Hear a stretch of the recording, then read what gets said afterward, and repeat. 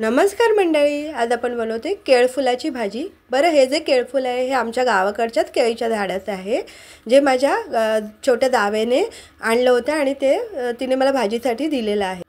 तर हे केळफूल साफ करण्यासाठी त्याच्यावरचं जे हे कवर आहे ते काढून टाकायचं आणि त्याच्यामध्ये हा जो असा फुलं जी असतात ती अशी जुडीसारखीच असतात फुलं एकत्र, ती काढून घ्यायची आणि त्याच्यामधला जो हा एक दांडी आहे, साफ करण्याची पण पद्धत तशी सोपीच आहे। त्याच्यामध्ये जी दांडी आहे ती काढून टाकायची आणि पूर्ण अशी भाजी मी पूर्ण साफ करून घेतले, स्वच्छ धुवून घेतले। त्याच्यानंतर ही बघा, ही भाजी अशी बारीक चिरून घ्यायची। ही संपूर्ण भाजी अशी बारीक चिरून घेतलेली आहे। आणि आता फोडणीसाठी इथे कांद्याचा जास्त वापर करायचा। मी इथे 2 मोठे कांदे बारीक चिरून घेतले, त्याचबरोबर 5-6 मिरच्या, हिरव्या मिरच्या चिरून घेतल्यात, ओलं खोबरं घेतले। आता फोडणीसाठी कढईमध्ये तेल टाकलेलं आहे, त्याच्यामध्ये जिरं घातलेलं आहे। तुम्ही हिंगसुद्धा घालू शकता, पण मी फक्त जिरं घातलं आहे। आणि त्याच्यामध्ये जिरं तडतडल्यानंतर त्याच्यामध्ये मी कांदा घातलेला आहे। कांदा छान असा लालसर रंगावरती परतून घ्यायचा पूर्णपणे। त्याच्यानंतर याच्यामध्ये मी हिरवी मिरची घातलेली आहे। कांदा लालसर झाल्यानंतर मी याच्यामध्ये हिरवी मिरची घातलेली आहे आणि त्याच्यानंतर ही जी भाजी चिरून घेतलेली आहे ती घातलेली आहे। ही भाजी बनवायला सुद्धा खूप सोपी असते आणि खायला तर चविष्ट असते। बरं, या भाजीमध्ये भाजीचे पौष्टिक गुणधर्मसुद्धा खूप आहेत।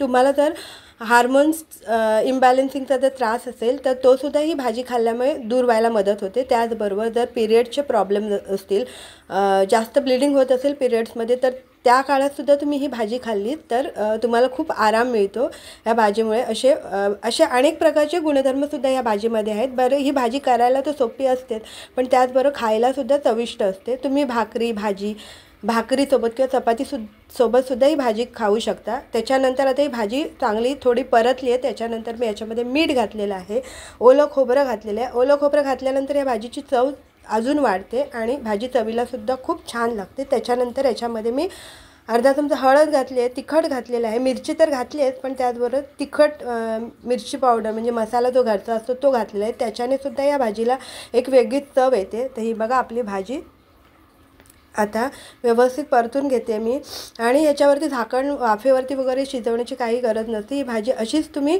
1-2 मिनटं चांगली परतून घेतली तरी भाजी छान शिजते। तर हे बघा, आपली भाजी पूर्णपणे रेडी झालेली आहे।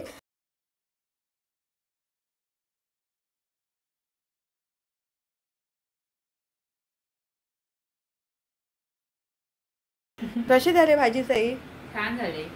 चांगली झाली ना? हो.